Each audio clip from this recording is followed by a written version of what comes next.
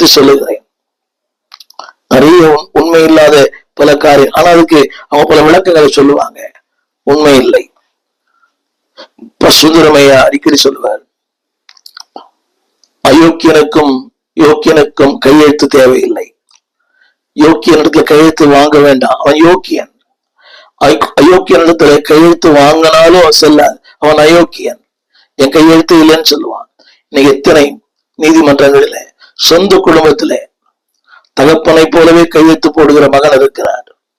தகப்பனை போலவே கையெழுத்து போட்டு பத்திரத்தை மாற்றுகிற பிள்ளை இருக்கிறார்கள். இது உண்மை. கிறிஸ்தவ குடும்பங்களிலே there is no honesty. எங்கே honesty இருக்குதோ அங்கே more blessing, more power, more anointing. அந்த வார்த்தை சொல்லுகிறேன். எனவேதான் அந்த வார்த்தை இப்படி சொல்லுகிறது, வாழ்வடைய மாட்டான். ஆனஸ்டி இல்லைன்னா வாழ்வு இல்லை.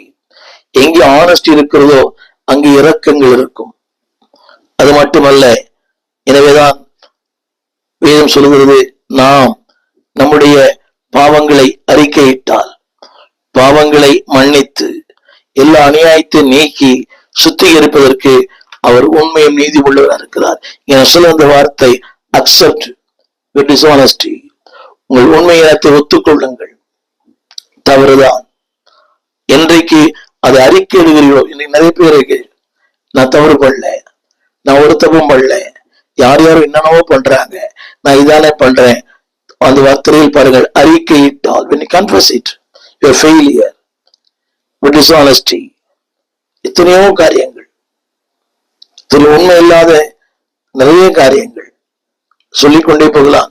இந்த ஊடகத்தில் சொல்வது நல்லதல்ல, புது வழியில நல்லதல்ல. உண்மை இல்லாத நிலைகள் ஊழியத்துல கூட, ஊழியத்துல எத்தனையோ ஊழியில உண்மை இல்லை. இன்னைக்கு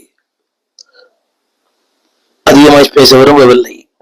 அது சொல்லப்பட்ட வார்த்தை அறிக்கையிட்டால், இரண்டாவது மன்னித்து, மூன்றாவது நீக்கி. நீக்கி நம்மை சுத்திகரிப்பதற்கு உண்மையும் நீதியும் உள்ளவராக இருக்கிறார். தேவன் சுத்திகரிக்கும் போது more blessing, more anointing, more power, more grace, more gifts.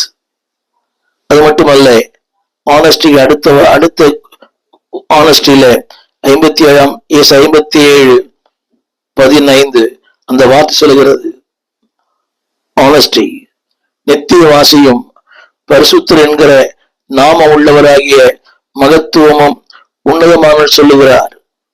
உன்னதத்திலும்